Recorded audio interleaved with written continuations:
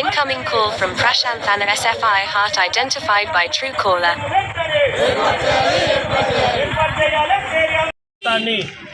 Revenue division ఏర్పాటు చేయాలని CPM party ఆధ్వర్యంలో చేర్యాల అంబేద్కర్ సెంటర్లో నిరసన కార్యక్రమం చేపట్టడం జరిగింది.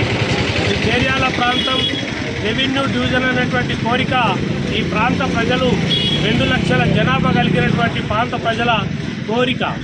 ఈ కోరికనే కాదు, ఈ ప్రాంతంలో ఉన్నటువంటి ప్రజలు, అన్ని మండలాలకు సంబంధించినటువంటి ప్రజలు రెవెన్యూ డివిజన్ కావాలని కోరుతూ గత 8 సంవత్సరాలుగా అనేక రూపాలలో ఇవాళ పోరాటం చేస్తున్నటువంటి పరిస్థితి ఉన్నది.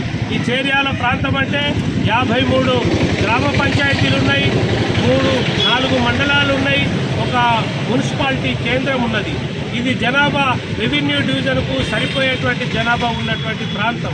మరి ఈ ప్రాంత ప్రజలు ఇవాళ అనేక సంవత్సరాలుగా పోరాడుతున్నటువంటి సందర్భంలో గత ఎన్నికలలో కాంగ్రెస్ అధికారంలోకి వచ్చినటువంటి ప్రభుత్వం ఆ రోజు రెవెన్యూ డివిజన్ ఇస్తామని చెప్పేసి జనగామలో రేవంత్ రెడ్డి గారు ప్రకటించడం అనేటువంటి జరిగింది. అట్లనే గత ముఖ్యమంత్రిగా ఉన్నటువంటి కేసీఆర్ చేర్యాలకు జనగామ వచ్చినటువంటి సందర్భంలో ఆయన ఇక్కడ ఎమ్మెల్యేగా ఎన్నికైనటువంటి రాజేశ్వర రెడ్డితో సహా చేర్యాల ప్రాంత రెవెన్యూ డివిజన్ ఏర్పాటు చేస్తామని చెప్పేసి ప్రకటించడం అనేటువంటి జరిగింది. మరి ఇవాళ ఈ సంవత్సరం గడిచింది ప్రభుత్వం వచ్చి, మరి ప్రభుత్వం ఎందుకు ప్రకటించడం లేదు? మరి ఇంతకన్నా చేర్యాల ప్రాంతానికన్నా అంత బలహీనంగా చిన్నగా ఉన్నటువంటి ఏటూరు నాగారాన్ని మరి ప్రకటించారు. మరి అనేక సంవత్సరాలుగా పోరాడుతున్నటువంటి మరి చేర్యాలను ఎందుకు ప్రకటించడం లేదు అని చెప్పేసి ఈ సందర్భంగా మేము ప్రశ్నిస్తున్నాం.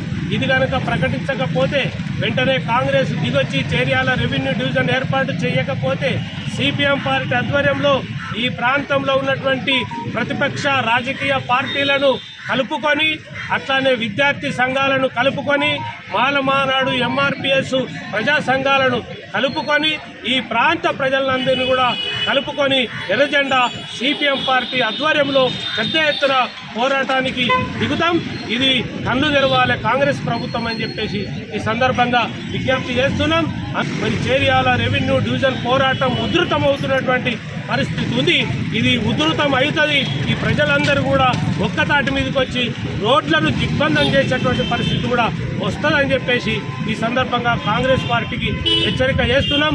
ఈ పోరాటంలో సిపిఎం పార్టీ నాయకత్వం, ప్రజలు అందరూ కూడా ఏకతాటి మీదకి తీసుకొచ్చి ఒక బలమైనటువంటి పోరాటంలో ముందు భాగంలో సిపిఎం ఉంటుందని చెప్పేసి ఈ సందర్భంగా విజ్ఞప్తి చేస్తున్నాం.